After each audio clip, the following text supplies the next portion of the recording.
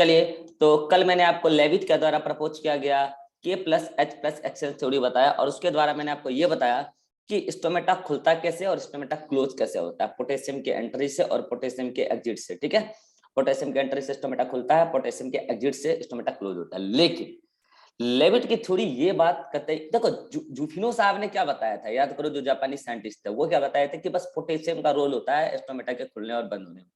Levitt ने क्या बताया, उसका डिटेल डिस्क्रिप्शन बताया। लेकिन ना जापानी साइंटिस्ट और ना ही लेविट साहब ने यह बता पाया कि रात को ही पोटेशियम क्यों एंटर करता है C3C4 प्लांट में, और दिन को क्यों एग्जिट करता है, सॉरी दिन को क्यों एग्जिट करता है और रात को क्यों, फिर चलो सही से बोल रहा हूँ कि C3C4 प्लांट में पोटेशियम दिन को क्यों एंटर करता है स्टोमेटा खुलवाने के लिए और रात को क्यों एग्जिट करता है स्टोमेटा क्लोज करवाने के लिए। यह बात उन दोनों में कोई नहीं बता पाए।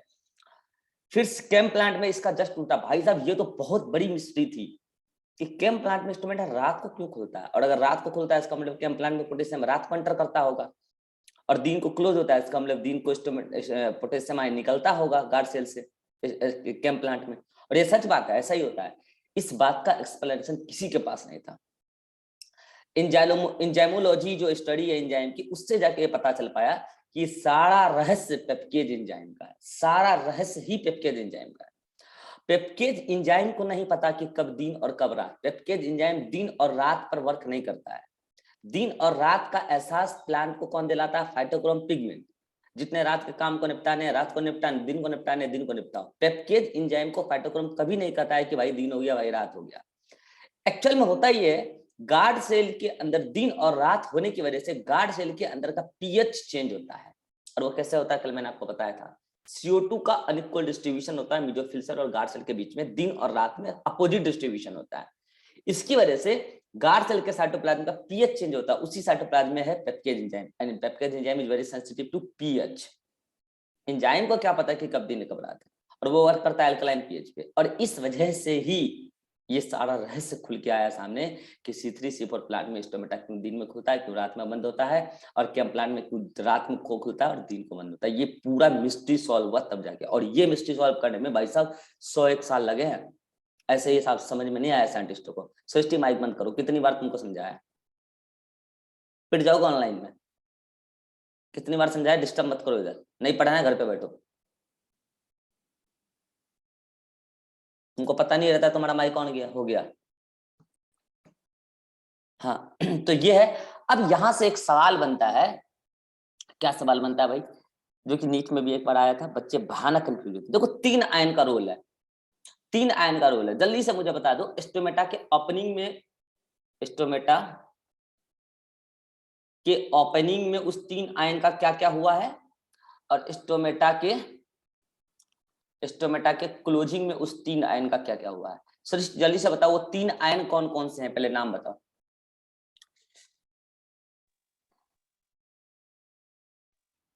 K plus H plus Cl minus। K plus H plus Cl minus. चलो 3 आयन तो आपके सामने क्लियर है, K plus H plus Cl minus. ये 3 आयन तो आपके सामने क्लियर कट सामने में है।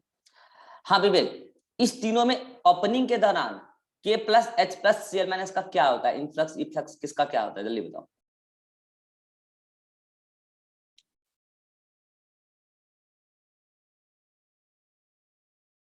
माइक ऑन करके बोलोगे, दिमाग खराब ना करो सुबह सुबह।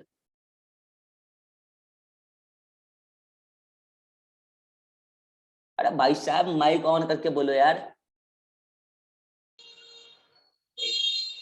सर K प्लस और H प्लस सर बाहर आ जाता है, और Cl माइनस L अंदर जाता है। बताओ, इसलिए लड़का ऐसे बोल रहा था ताकि मैं माइक बंद करके रखूं, सर को पता ही नहीं चले मैं क्या बोल रहा हूँ, सर को लगे कि मैं पढ़ने वाला हूँ। भाई तू पढ़ने वाला नहीं है, मैं तेरे को बता रहा हूँ ना, तू पढ़ने वाले में से नहीं है, तू टाइम पास करने वाले में से। तेरे को कुछ ना आता है। बंद कर माइक, बंद कर।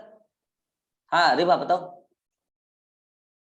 K प्लस का इनफ्लक्स होता है और H प्लस का इफ्लक्स, और Cl माइनस का भी इनफ्लक्स। आराम आराम से, आराम आराम से। K का इनफ्लक्स, H प्लस का इफ्लक्स। इफ्लक्स, और Cl माइनस का इनफ्लक्स। इनफ्लक्स। और क्लोजिंग में क्या होता है? क्लोजिंग में इसका अपोजिट हो जाएगा। K प्लस का इफ्लक्स। इफ्लक्स, देखो पहले ना सीक्वेंस में लिखना चाहिए, कभी भी कोई भी चीज सीक्वेंस में लिखने से क्या होता है, ज्यादा सही रहता है। सृष्टि बोल दी रैंडमली, हम भी रैंडमली लिख दिए। पहले H प्लस का रोल आता है, तब K प्लस का रोल आता है, तब Cl माइनस का रोल आता है। ठीक है, H plus K plus Cl minus. हाँ, तो H प्लस का क्या हुआ था, इफ्लक्स, और H प्लस के इफ्लक्स से K प्लस का क्या हुआ, इनफ्लक्स, और Cl माइनस का भी हुआ इनफ्लक्स। हाँ, H प्लस का क्या हुआ यहाँ पे क्लोजिंग के दौरान, H प्लस का इफ्लक्स, इनफ्लक्स हुआ, और इन दोनों का क्या हो गया, इफ्लक्स। इफ्लक्स। चलो अब जल्दी से मुझे सृष्टि बता दो, इसमें से कौन पैसिवली कौन एक्टिवली, फटाफट।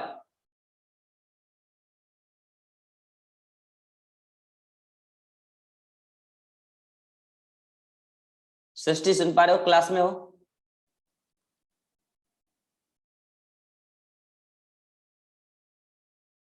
Yes sir. कहाँ थे इतना देर से? अभी मैं 3 बार तुम्हारा नाम लिया। देखो भाई, मैं तुम सबको समझा रहा हूँ, मेरा टाइम पास मत करो, एग्जाम बहुत करीब है।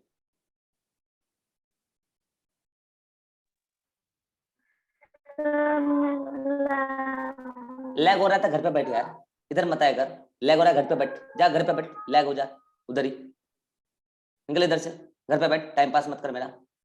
हाँ रिवा बताओ, लैग हो रहा है। H प्लस का एक्टिवली होगा और दोनों का पैसिवली होगा। लैग वाले घर पे बैठो, इधर मत आया करो। आंसर नहीं आता है तो लैग हो रहा है। दिमाग खराब, इन लोगों की वजह से सिलेबस मेरा इतना लेट चल रहा है। H प्लस का इधर इनफ्लक्स फिर कैसे होगा, एक्टिव या पैसिवली? इनफ्लक्स। यहाँ भी एक्टिव, अरे भट, इनफ्लक्स एक्टिवली क्यों होगा, ये यहाँ तो पे पैसिवली पैसिवली होगा। होगा। हाँ, K प्लस, इधर पूरा सब कुछ पैसिव होगा, पैसिव होगा। इधर सब कुछ पैसिव होगा। ये स्क्रीनशॉट ले लो और ये लिख लेना कंक्लूजन, स्क्रीनशॉट लो पहले जल्दी से। अब मैं यहां से सवाल दाग रहा हूं। सवाल ये था एआईपीएमटी में कि स्टोमेटा के ओपनिंग में, स्टोमेटा के ओपनिंग में 3 ऑप्शन था। Which particular phenomena is responsible for opening of stomata? 3 option था, H plus efflux, K plus influx, Cl minus influx. पहला ऑप्शन में ये दोनों मिला के एक साथ कर दिया था। ठीक है, एक मिनट, पहला ऑप्शन में क्या कर दिया था, इन दोनों को, ये पहला ऑप्शन H प्लस इफ्लक्स, दूसरा ऑप्शन में इन दोनों को मिला के एक साथ कर दिया था। तीसरा ऑप्शन कर दिया था बोथ 1 and 2, और चौथा ऑप्शन कर दिया था नन। आराम से आंसर देना है विथ एक्सप्लेनेशन। स्टोमेटा के ओपनिंग में, ओपनिंग किसकी वजह से होता है? पहला ऑप्शन H प्लस इफ्लक्स, दूसरा option K plus influx and Cl minus influx, तीसरा ऑप्शन पहला और दूसरा ऑप्शन बोथ, यानी कि तीनों आयन का रोल है, और चौथा ऑप्शन नन। जल्दी से बोलो स्टोमेटा के ओपनिंग में। Sir second option. बाकी लोग?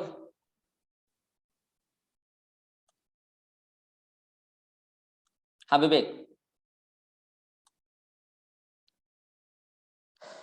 Yes sir, second option. Second option, अच्छा चलो चलो, सेकंड ऑप्शन सही है, मान लिया मैंने। विवेक थर्ड क्यों नहीं होगा, मतलब थर्ड आंसर क्यों नहीं होगा, इसको आपने बोला कि ये आंसर नहीं होगा, मगर स्टोमेटा का ओपनिंग तो स्टार्ट ही यहीं से होता है, तो फिर इस 1 को तुम क्यों छोड़ रहे हो? हारे बात बता पाओगे? स्टोमेटा का ओपनिंग तो इसी से ना शुरू होता है, तो तुम उसको छोड़ क्यों रहे हो? सर मेन तो K प्लस की वजह से होता है। फिर स्टोमेटा का स्टार्टिंग कहां से होता है ओपनिंग में, मुझे ये बताओ। K प्लस तो तब आएगा जब H प्लस बाहर जाएगा। नहीं पता हमको। तो फिर तुम इसको छोड़ कैसे रहे हो? सर हाँ सर वो तो H प्लस पंप से बाहर चला जाएगा। हाँ, तो अरे भाई, तो बाहर जा रहा है तो स्टोमेटा के ओपनिंग की कहानी तो शुरू उसी आयन से हो रही है ना। वो अगर बाहर नहीं जाता है तो K प्लस अंदर थोड़ी आता। अब सुनो, बहुत सारे मास्टर लोग बोलते हैं कि इसको याद कर लो, एग्जाम में आता है, इसका आंसर याद कर लो फिर एग्जाम में आ सकता है। मैं वैसे मास्टर में से नहीं हूँ, एक्सप्लेनेशन दे रहा हूँ। आंसर इसका 2 ही होगा। क्यों होगा उसका कारण है। मुझे जल्दी से बताओ इन तीनों में से कौन सा ऐसा आयन है जो ऑस्मोटिक प्रेशर को डायरेक्टली इफेक्ट करता है, और ऑस्मोटिक प्रेशर से डायरेक्ट प्रेशर इफेक्ट होता है। कौन ऑस्मोटिक प्रेशर को डायरेक्ट इफेक्ट करता है इन तीनों में से? सर के प्लस, केवल के प्लस, सीएल Cl माइनस - के प्लस भी और Cl माइनस भी, कल बताया था। ये दोनों ऑस्मोटिक प्रेशर को डायरेक्ट इफेक्ट करता है, H प्लस OP को डायरेक्ट इफेक्ट नहीं करता है। और स्टोमेटा का ओपनिंग OP और टारगेट प्रेशर के चेंज होने की वजह से होता है। ठीक है, H प्लस बाहर गया तभी के प्लस और Cl माइनस अंदर आया, ये बात सच है। लेकिन स्टोमेटा के ओपनिंग में ओपन हो रहा है, उसका रिलेशन टारगेट प्रेशर से है, और टारगेट प्रेशर का रिलेशन ऑस्मोटिक प्रेशर से है। और ऑस्मोटिक प्रेशर के लिए जिम्मेवार केवल के प्लस और Cl माइनस आयन है। इसीलिए आंसर H प्लस नहीं गया, इसीलिए आंसर ये गया। क्लियर हो गया? तो आप चाहे तो ये क्वेश्चन लिख लें, वैसे इसका थ्योरेटिकल फॉर्मेट आपके नोट्स में दिया हुआ है, स्क्रीनशॉट लेना ले लो। अब हम चलते हैं factors affecting the rate of transpiration. ठीक है, factors affecting the rate of transpiration. चलिए, तो फैक्टर्स में 2 तरीके के फैक्टर हैं, कुछ है इंटरनल फैक्टर और कुछ है एक्सटर्नल फैक्टर। ठीक है, तो पहला हम ले रहे हैं क्या, एक्सटर्नल फैक्टर। एक्सटर्नल फैक्टर में मैं आपको टोटल यहाँ पे 5 फैक्टर्स पढ़ाऊंगा। एक्सटर्नल फैक्टर का मतलब क्या है? एक्सटर्नल फैक्टर का मतलब है इन्वायरमेंटल फैक्टर, जो इन्वायरमेंट में है, एटमॉस्फेयर में है। हम पहले उसकी बात करेंगे। अब सुना ध्यान से, रटने वाली बात नहीं है, रटोगे भूल जाओगे। एटमॉस्फेयर में ह्यूमिडिटी, ह्यूमिडिटी क्या होता है? एटमॉस्फेयर में वाटर वेपर या वाटर लिक्विड या water solid? Water vapour. Water vapour. तो जो एटमॉस्फेयर में वाटर वेपर है, चलो ठीक है, ये देखो इधर यहाँ पे, ये मान लो लीफ है, ठीक है, और ये स्टोमेटा, माइक बंद करो, ये स्टोमेटा है, ये स्टोमेटा, स्टोमेटा है, ठीक है, और ये एटमॉस्फेयर है। एटमॉस्फेयर में इधर एटमॉस्फेरिक ह्यूमिडिटी भी कुछ ना कुछ है, और यहां से वाटर को क्या हो रहा है, वेपराइज होना है, वेपर के फॉर्म में ही जाना है, उधर वाटर वेपर के फॉर्म में ही जाना है। अब मुझे बताओ, transpiration is just a simple diffusion, yes और नो? और सिंपल डिफ्यूजन के लिए क्या चाहिए? वाटर वेपर का ग्रेडियंट, क्योंकि वाटर वेपर एक जगह से दूसरे वाटर वेपर की जगह जा रहा है, उसके लिए चाहिए ग्रेडियंट। तो मैं कह रहा हूं कि अगर ये वाटर वेपर का जो ग्रेडियंट है, डेल्टा मतलब ग्रेडियंट, अगर ये वाटर वेपर का ग्रेडियंट ज्यादा होगा तो ट्रांसपैरेशन का रेट ज्यादा होगा। ज्यादा होगा। तो ये वाटर वेपर का gradient is directly proportional to rate of transpiration. मगर मैं ये बात नहीं कर रहा हूं, मैं फैक्टर्स बात कर रहा हूं, एनवायरमेंटल फैक्टर। तो एनवायरमेंटल फैक्टर में एक फैक्टर है एटमॉस्फेरिक ह्यूमिडिटी। अगर एटमॉस्फेयर में ऑलरेडी वाटर वेपर ज्यादा है, अगर एटमॉस्फेयर में ऑलरेडी वाटर वेपर ज्यादा है, तो जल्दी से बताओ वाटर वेपर का ग्रेडियंट ज्यादा कि कम? लीफ के साथ कम। कम। और अगर वाटर वेपर का ग्रेडियंट लीफ के साथ कम, तो जल्दी से बताओ वो ट्रांसपैरेशन का रेट ज्यादा या कम? कम होगा। कम। अरे सिंपल सी बात है कि मतलब वाटर वेपर ऑलरेडी एटमॉस्फेयर में है, तो वो लीफ से आने वाले और वाटर वेपर को तो रेसिस्ट करेगा। इसका मतलब atmospheric humidity is inversely proportional to the rate of ट्रांसपैरेशन।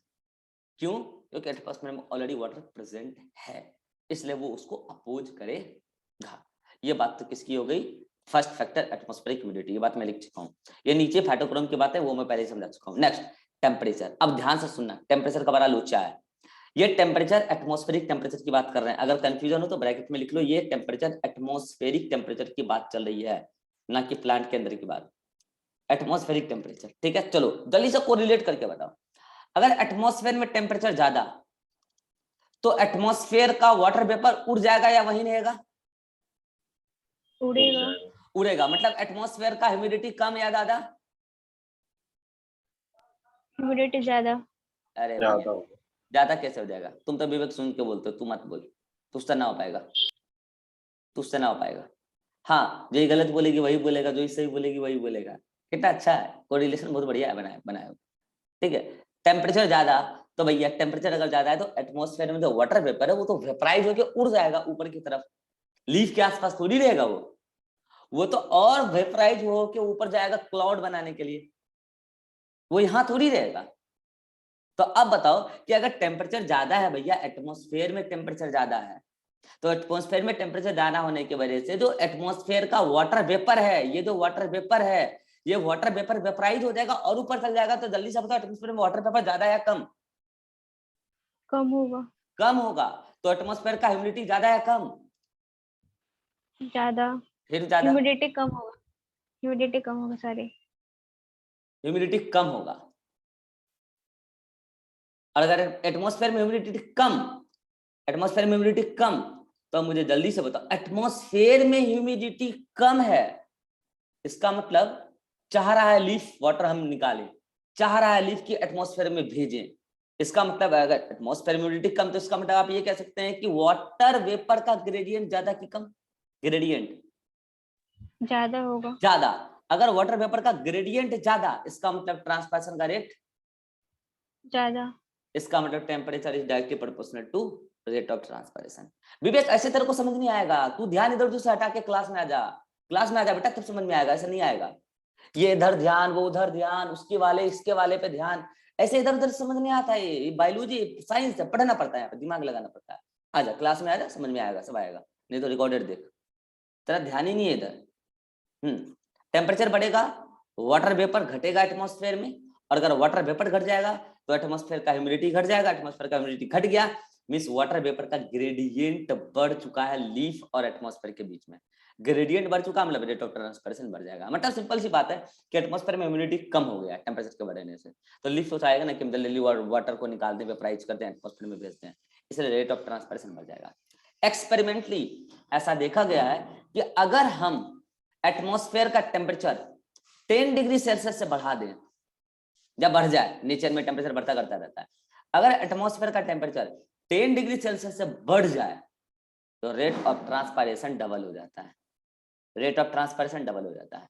और इसी को बोलते हैं Q10 इक्वल्स टू 2। Q10 का मतलब पता क्या था, पहले भी बताया फोटोसिंथेसिस में, Q10 मतलब क्विसेंट रेशियो, टेम्परेचर को 10 से बढ़ाने पर पर्टिकुलर फिनोमेना की रेट क्या बढ़ रही है। जैसे फोटोसिंथेसिस में Q10 का वैल्यू कितना होता था, जल्दी बताना, जल्दी याद हो किसी को तो। फोटोसिंथेसिस में Q10 का वैल्यू क्या होता था? वाह गजब पढ़ के आए हो। हाँ विवेक बताना जरा, फोटोसिंथेसिस में Q10 का वैल्यू क्या होता था?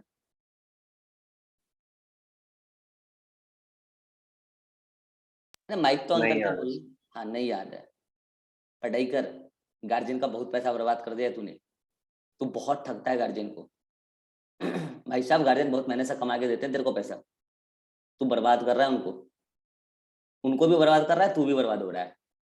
पढ़कर, पढ़ाई कर भाई साहब, दोस्तबाजी छोड़, पढ़।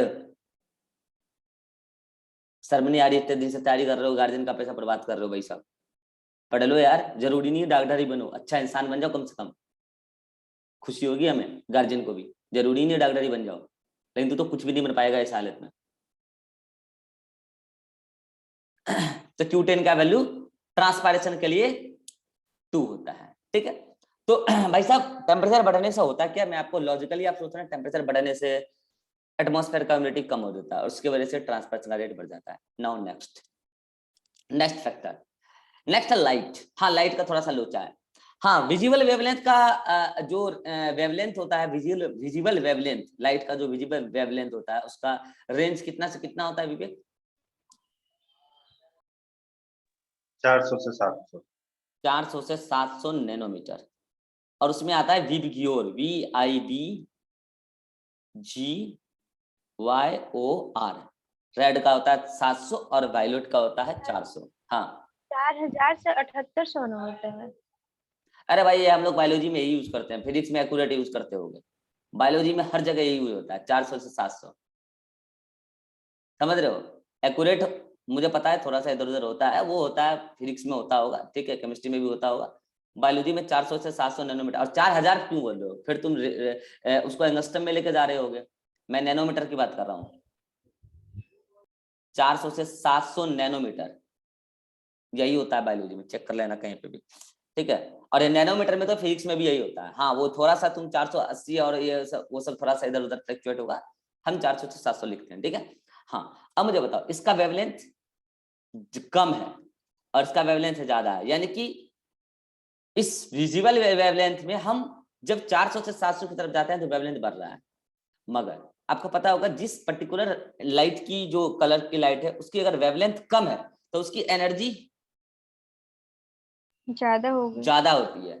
और जिसकी वेवलेंथ ज्यादा होती है उसकी एनर्जी कम होती है। कम होती है। अब जल्दी से बताना, सन के पास किस टाइप का एनर्जी होता है विवेक? सन के पास किस टाइप का एनर्जी होता है, मैग्नेटिक एनर्जी या इलेक्ट्रिकल एनर्जी? Electrical energy. मुझे पता था तू यही बोलेगा, पढ़ाई कर। हाँ रिभा, यस सर। सन के पास किस टाइप का एनर्जी होता है, मैग्नेटिक एनर्जी या इलेक्ट्रिकल एनर्जी? इलेक्ट्रिकल। हाँ मुझे पता है, तुम्हारी हालत ऐसी है ना कि तुम्हारी हालत तुम भी नहीं जानते हो। बस सन के पास इलेक्ट्रिकल एनर्जी है। भाई साहब सनलाइट आ रहा है, मेरे को तो करंट लग जाएगी यार, मैं तो मर जाऊंगा अभी है। मैं सनलाइट में, लाइट जो पैकेट्स आ रहा है, सनलाइट का क्वांट आ रहा है, उसमें इलेक्ट्रिकल एनर्जी है, तो ताज्जुब की बात है। क्या पढ़ा आपने पता नहीं। हाँ उसको कन्वर्ट हम करा सकते हैं उस एनर्जी को इलेक्ट्रिकल एनर्जी में, वो सब कन्वर्जन का पार्ट है। सनलाइट में लाइट एनर्जी जो होती है सनलाइट की, उसमें होती है हीट एनर्जी। हीट एनर्जी भाई साहब, सन में जाऊंगा मुझे करंट लग जाएगा, गर्मी नहीं लगेगी, मुझे करंट लग जाएगा भाई साहब। क्या बोल रहे हो, समझ रहे हो? हाँ तो एनर्जी मतलब हीट एनर्जी, और यहाँ पे भी heat energy. Heat energy common sense भी लगा के बोल दिया करो कभी कभी। हाँ तो जल्दी बताओ, अगर वेवलेंथ ज्यादा तो हीट एनर्जी ज्यादा या कम विवेक? कम हो। कम। और अगर हीट एनर्जी कम तो जल्दी से बताओ, ठीक है स्टोमेटा वेटा खुल गया है, पानी भी रखा हुआ है सब स्टोमेटल कैविटी में और स्टोमेटल चैम्बर में, अपर्चर में, लेकिन भैया जो सनलाइट आ रही है वो आ रही है रेड वाली, तो रेड वाली है तो उसकी वेवलेंथ ज्यादा है, एनर्जी कम है, हीट एनर्जी कम है, तो जल्दी से बताओ वो ट्रांसपेरेशन ज्यादा करवा पाएगा या कम करवा पाएगा?